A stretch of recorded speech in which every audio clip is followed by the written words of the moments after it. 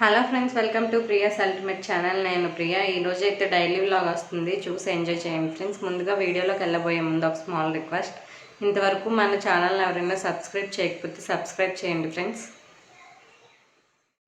ఈ రోజుటి బ్లాగ్ అయితే మార్నింగ్ 6 o'clock నుంచి స్టార్ట్ అయింది ఫ్రెండ్స్.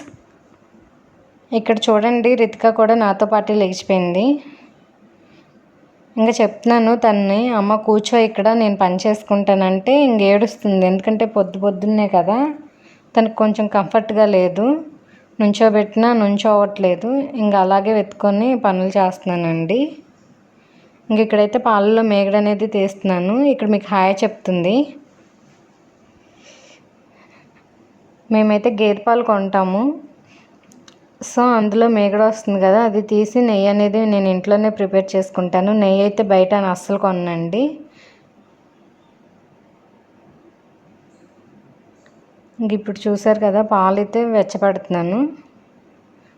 మరీ పొంగు రానివ్వనండి, గోరువెచ్చని చేస్తాను అంతే. ఎందుకంటే తను ఫస్ట్ పాలు ఇచ్చినంత వరకు ఇంకా ఊరుకోదు. తను లేచిందంటే ఇంక అక్కడ చూసారా, ఏదో కావాలని అడుగుతుంది. నేను వద్దన్నానని ఇంకా పక్కకి వెళ్ళిపోయి ఏడుస్తుందండి. అవి తీయకూడదమ్మా, తీయొద్దు అన్నానని చూడండి పక్కకి వెళ్ళిపోయింది. ఇంక ఇప్పుడు చెప్తున్నాను, రా వెళ్ళిపోదాం, పడుకో, పాలు తాగు అని. రానని ఏడుస్తుంది. చూసారా ఎలా ఏడుస్తుందో, చూడండి ఎలా పెట్టేసిందో మొహం. పిల్లలు ఏడుస్తుంటే చాలా ముద్దుగా క్యూట్గా ఉంటారు కదా. ఇంక ఇప్పుడైతే ఇడ్లీ వేద్దామని ఇడ్లీ ప్యాన్ తెచ్చాను. ఇక్కడ ఎండ చూసారా ఏ విధంగా వస్తుందో. ఎర్లీ మార్నింగ్ 6 o'clockకే వాటర్ పడుతున్నానండి ఇడ్లీ పాత్రలో.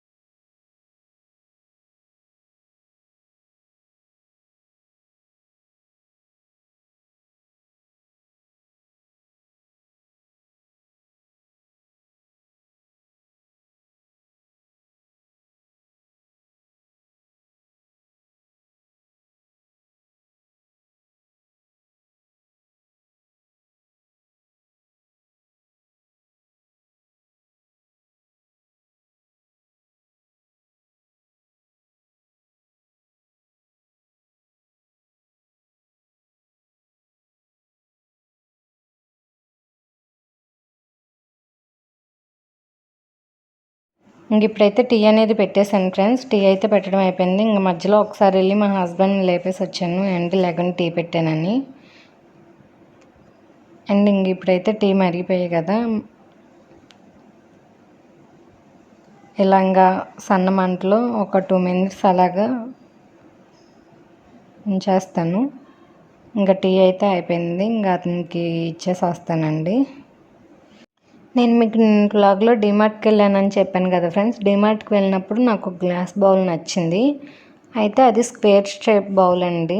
అండ్ దానిపైన అట్ట బాక్స్ అనేది వస్తుంది కదా, ఆ అట్ట బాక్స్ ఏది చూసారా ఎంత స్క్వేర్ షేప్ నీట్గా ఉంది కదా. అందుకని ఈ బాక్స్ని అయితే నాకు పడేయాలనిపించలా, దాన్ని వేస్ట్ చేయకుండా ఏదో ఒకటి చేద్దాం అనిపించింది. అందుకని దాన్ని ఇలాగ గిఫ్ట్ ప్యాకింగ్ కవర్తో కవర్ చేస్తున్నాను. ఒకవేళ కవర్ చేయకపోతే అలా అట్టపెట్టేలాగా ఉంచేస్తే అది బాగోదు కదా, కొంచెం చూడటానికి కూడా నీట్గా అనిపించదు కదా. అందుకని దాన్ని అయితే నీట్గా ఇలాగ ప్యాకింగ్ కవర్ అనేది తెప్పించి దాన్ని ఇలాగ కవర్ చేసేస్తున్నాను టేప్ వేసేసి.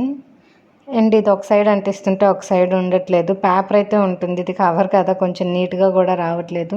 ఇలా చాలా టైం పట్టిందండి దాన్ని సెట్ చేసుకుంటా, కొంచెం కొంచెం కట్ చేసుకుంటా నెమ్మదిగా దాన్ని అంతా చేసుకోవడానికి. చూసారు కదా, ఇప్పుడు ఈ విధంగా అయితే నేను చేసుకుంటున్నాను. ఇంక ఇప్పుడు 3 సైడ్స్ అయిపోయాయి కదా. ఇంక ఆల్మోస్ట్ 3 సైడ్స్ బాగానే అయిపోయిందండి. ఇప్పుడు 4th సైడ్ కొంచెం టిపికల్గా ఉంది, ఎందుకంటే ఒక సైడ్ పెడుతుంటే ఒక సైడ్ ఊడిపోవడం అండ్ కొంచెం నీట్నెస్గా రావట్లేదు పెడుతుంటే. అండ్ దాన్ని అలా తీస్తూ పెడుతూ ఎలాగోలా దాన్ని అయితే సెట్ చేసేసాను. ఇంకొక పక్క అయితే ఉంది, ఇప్పుడు దాన్ని సెట్ చేయాలి.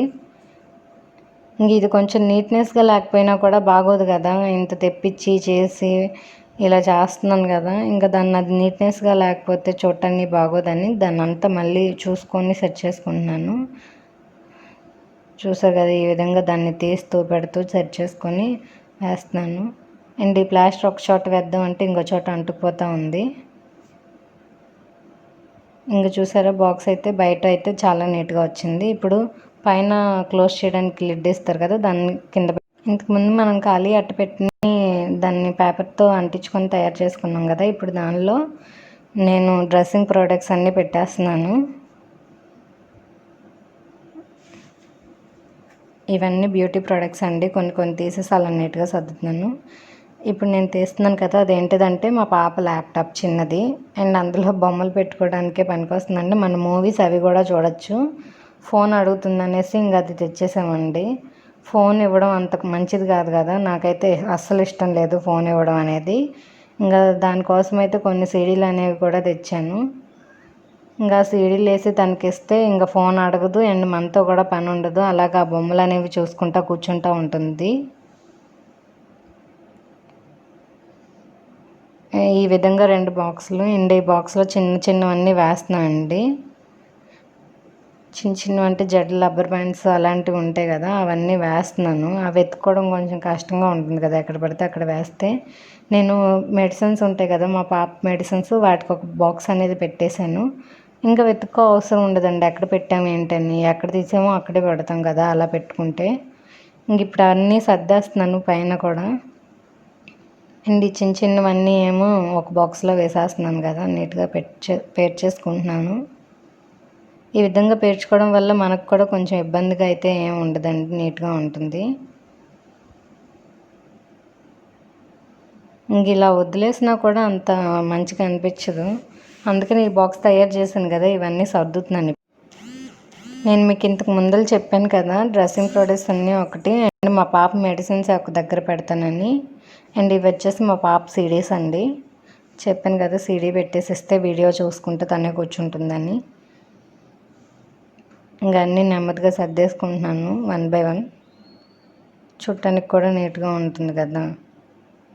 అండ్ ఇదైతే చాలా రోజుల నుంచి కొంచెం మెస్సీగా ఉంది. నేను అనుకుంటున్నాను ఒక బాక్స్ తెచ్చి ఇలా సర్దుకోవాలని. అండ్ నేను ఈ అట్టపెట్టె చూడంగానే అనిపించింది, ఇంకెందుకు బాక్స్ తెచ్చుకోవడం, దీన్నే కొంచెం నీట్నెస్గా చేసుకొని పెట్టుకుందాం అనేసి.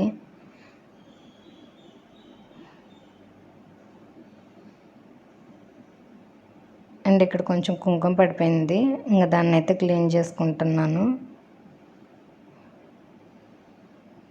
చూసారు కదా, చిన్న చిన్నవన్నీ ఇక్కడ అలాగా ఫైనల్గా సర్దుకోవడం అయితే కంప్లీట్ అయిపోయింది. చూసారా, ఫైనల్గా అయితే ఈ విధంగా డ్రెస్సింగ్ టేబుల్ ఆర్గనైజేషన్ అయిపోయిన తర్వాత ఇప్పుడు వంటగదిలోకి వచ్చి వంటగదిలో క్లీనింగ్ అనేది స్టార్ట్ చేశాను. అండ్ టిఫిన్లు అయిన తర్వాత అంట్లోనే ఉంటాయి కదా, ఇంకా అవి క్లీన్ చేసేసుకుందాం అనేసి వచ్చాను ఫ్రెండ్స్. ఇంకా ఎప్పుడు కడుక్కోకపోయినా అది కొంచెం భారంగా అనిపిస్తుంది, ఒకేసారి కడుక్కోలేము. ఇప్పుడు ఇంకెవరు వచ్చి చేసే పరిస్థితి కూడా లేదు, అండ్ ఇంకెవరిని ఇంట్లోకి రానిచ్చే పరిస్థితి కూడా లేదండి ఈ కరోనా వల్ల. అండ్ నిన్నైతే వాలంటీర్ వచ్చారండి, ఇన్ఫర్మేషన్ యూస్ఫుల్ అని మీతో షేర్ చేస్తున్నాను. అతను వచ్చినప్పుడు అన్నారు, అండ్ చెత్త కూడా ఏ రోజు ఆ రోజే క్లీన్గా పడేసుకోండి, వాష్రూమ్స్ కూడా క్లీన్గా ఉంచుకోండి, and aquarium and money plant ఇలాంటివి ఉంటాయి కదా, అవి కూడా ఇంట్లో ఉంచుకోకండి మ్యాక్సిమం అయినంత వరకు అని చెప్పారు. అయితే నేను ఆలోచిస్తే అవును కరెక్టే కదా అనిపించింది. ఇంకా అతను ఏం చెప్పారంటే ఎలా హెల్త్ ఇష్యూస్ ఏమైనా ఉన్నాయా అని కూడా అడిగారు. మాకైతే అలాంటి హెల్త్ ఇష్యూస్ లేవని చెప్పాను. అండ్ ఎంక్వైరీ చేసి మా ఫోన్ నెంబరు ఇంటి నెంబరు అన్నీ తీసుకొని ఒక ఫోటో తీసుకొని వెళ్ళారండి. ఇంకా అతను చాలా విషయాలు అనేవి చెప్పారు, అవన్నీ మీతో షేర్ చేసుకుంటాను ఫ్రెండ్స్. అతను మనీ ప్లాంట్ గురించి కూడా మరీ చెప్పారు. అంటే చాలామంది మనీ ప్లాంట్ వాటర్లో పెట్టుకుంటారు కదా, అలా పెట్టుకోవద్దండి, అది కూడా ఇప్పుడు మంచిది కాదు, మాకు సర్వేలో చెప్పమని చెప్పారు అండ్ అడగమని కూడా చెప్పారు. అలా ఉంటే వాటర్లోకి చాలా పురుగులు అలాగ వస్తాయి అండ్ ఇది ఇప్పుడు దోమలు పురుగుల వల్ల కూడా మనకు మంచిది కాదు, అలాగైతే ఉంచుకోకండి అని చెప్పారు. అండ్ వాష్రూమ్స్ అయితే మరీ క్లీన్గా ఉంచుకోండి అని చెప్పారు. అండ్ ఇంకోటి ఎక్వేరియం గురించి చెప్పారన్నాను కదా, ఇంతకు ముందు అయితే నాకు ఎక్వేరియం కొనాలని అనిపించేది. ఎందుకంటే మా ఫ్రెండ్ ఒక ఆవిడ అన్నారు, ఎక్వేరియం ఇంట్లో ఉంటే లక్ష్మీదేవితో సమానం అని చెప్పారు. వాళ్ళ ఇంటికి వెళ్ళినప్పుడల్లా మా పాప వాళ్ళ ఇంట్లో ఎక్వేరియం ఉంటుంది, అక్కడే నుంచొని ఉంటుంది. అందుకనే ఆవిడ చెప్పారు. అండ్ వాళ్ళ ఇంట్లో ఇంకొక పాత ఎక్వేరియం ఉంది. మా హస్బెండ్ అది తీసుకుంటానని ఆవిడని అడిగారు, ఆవిడ తీసుకోమన్నారు, కానీ నేనైతే వద్దన్నాను. ఎందుకంటే కొనుక్కోవాలి కానీ నాకు ఎవరి దగ్గర తెచ్చుకోవడం అనేది ఇష్టం ఉండదు. అందుకని నేను మా హస్బెండ్ని అయితే అడుగుతూ ఉండేదాన్ని, అండ్ ఎక్వేరియం తీసుకుని రండి, పాప కూడా చూస్తే ఆడుకుంటుంది కదా అనేదాన్ని. అతనైతే వద్దని అనేవాళ్ళు, ఎందుకంటే అది కొంచెం మెయింటెనెన్స్ ఉంటుంది, మనం చేయకపోతే వాటికి కూడా బాగోదు అండ్ అవి మన కళ్ళ ముందు ఇదైపోతే కూడా బాగోదు కదా. ఈ చిన్న పాప ఉంది కదా, నెట్టేస్తుంది, దాన్ని ఏమన్నా ట్రై చేస్తుంది తీయడానికి, వద్దులే అనేసి అన్నారు. ఇప్పుడు నిన్న ఎప్పుడైతే వాలంటీర్ ఫిషెస్ ఎక్వేరియం కూడా ఇంట్లో ఉంచుకోవద్దు అన్నారు, ఇంకా నేనైతే కన్విన్స్ అయ్యానండి. అప్పుడే ఇంక ఎక్వేరియం వద్దు, ఏం వద్దులే అనుకున్నాను. ఇదే ఫ్రెండ్స్ ఇప్పుడు ఈ ఇన్ఫర్మేషన్ అయితే. ఇదైతే వాటర్ ఫిల్టర్ అండి. ఇది ఎందుకు చూపిస్తున్నానంటే, ఇంతకుముందు మేము దేవుడి గట్టు మీద పెట్టుకునే వాళ్ళం. ఒకసారి మా ఓనర్ వచ్చినప్పుడు అతను అన్నారు, దేవుడు గట్టు మీద బరువు పెట్టకూడదండి, వద్దు అని చెప్పారు.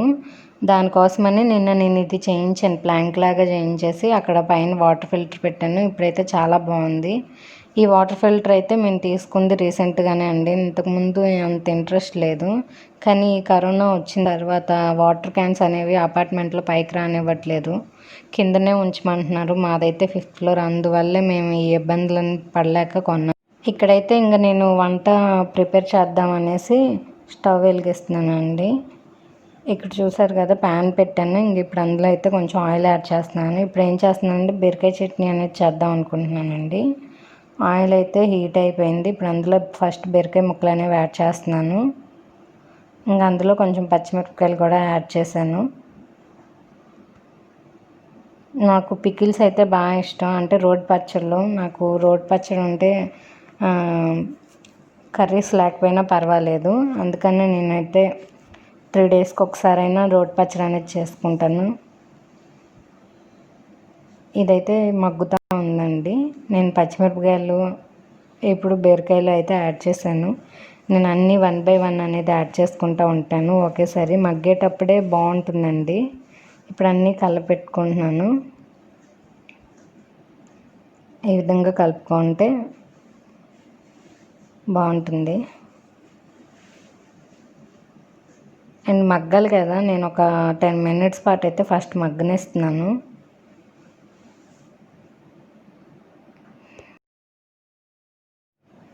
నేను ఇంతకుముందు వీడియోలో ఒకసారి చెప్పినట్టున్నాను కదా, మా హస్బెండ్ అండ్ మా పాప పచ్చళ్ళు అయితే తినరు. అండ్ యువతల పక్క అయితే వాళ్ళ కోసం ఇంకో వేరే ఏదైనా ప్రిపేర్ చేద్దామని ఆయిల్ వేసాను. అయితే ఏం ప్రిపేర్ చేద్దామన్నా ఏది తినమని అనేసారు వాళ్ళు. మా హస్బెండ్ అయితే అతన్ని అడిగాను, ఇంకైతే పెరుగు చట్నీ చేసేస్తాను అన్నాను. ఇప్పుడు ఇంకా పెరుగు చట్నీ కోసం అయితే ఆయిల్ అనేది హీట్ చేస్తున్నాను. ఆయిల్ అయితే హీట్ అయిపోయింది. ఇటు పక్క కొంచెం కొత్తిమీర చట్నీలో యాడ్ చేశాను ఫ్రెండ్స్. అండ్ 2 ఇక్కడే పెట్టాను కదా, మీకు కొంచెం కన్ఫ్యూజన్గా ఉండొచ్చు, కానీ నీట్గా ఎక్స్ప్లెయిన్ చేయడానికి ట్రై చేస్తాను. ఇప్పుడు పోపు దినుసులు వేసాను కదా ఇందులో, అండ్ ఆనియన్స్, పచ్చిమిర్చి కూడా వేసానండి. ఇప్పుడు కొంచెం అందులో పసుపు యాడ్ చేశాను. అండ్ చట్నీలో కూడా పసుపు యాడ్ చేసుకోవాలి కదా, పసుపు యాడ్ చేసుకున్నాను. ఇప్పుడు నేనైతే పసుపు బాగా ఎక్కువగానే వాడుతున్నానండి. ఇంతకుముందు ఒక 1/2 స్పూన్ అలాగ వాడేదాన్ని, ఇప్పుడు 3/4 స్పూను, 1/2 స్పూన్ అలాగ యూజ్ చేస్తున్నాను.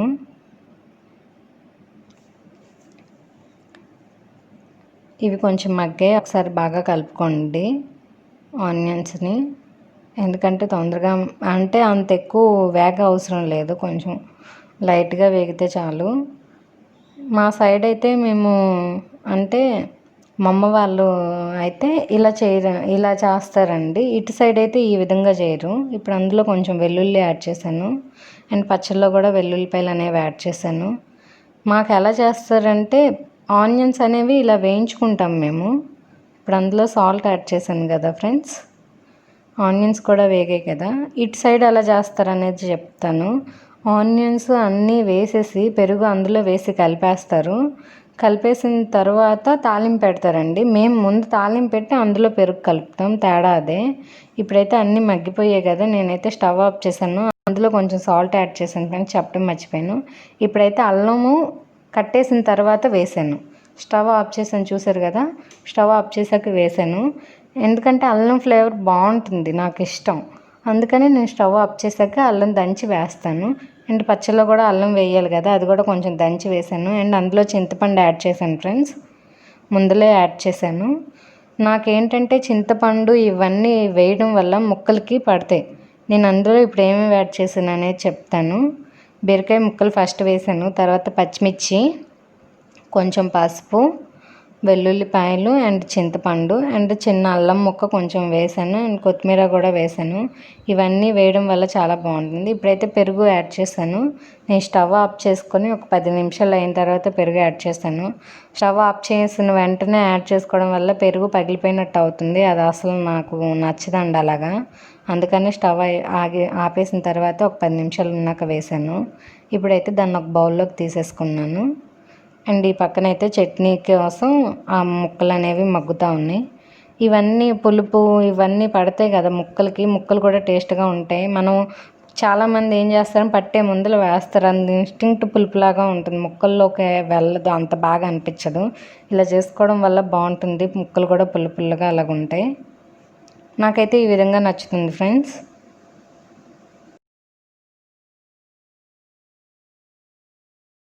ఫైనల్గా మన బీరకాయ పచ్చడి అయితే ఈ విధంగా రెడీ అయిపోయిందండి. చూసారా ఎంత ఎమ్మి బీరకాయ పచ్చడి, నాకైతే చాలా ఇంకా పెరుగు చట్నీ, బీరకాయ పచ్చడి ఒక దగ్గరే పెట్టి మీకోసం వీడియో అనేది షూట్ చేస్తున్నాను ఫ్రెండ్స్, చూసారు కదా. ఇవాళ డైలీ వ్లాగ్ అయితే మీ అందరికీ నచ్చింది అనుకుంటున్నాను ఫ్రెండ్స్. ఒకవేళ నచ్చినట్లయితే లైక్ చేయండి, కామెంట్ చేయండి అండ్ ఎవరికైనా యూస్ఫుల్ అనుకుంటే షేర్ చేయండి friends. By by, take care.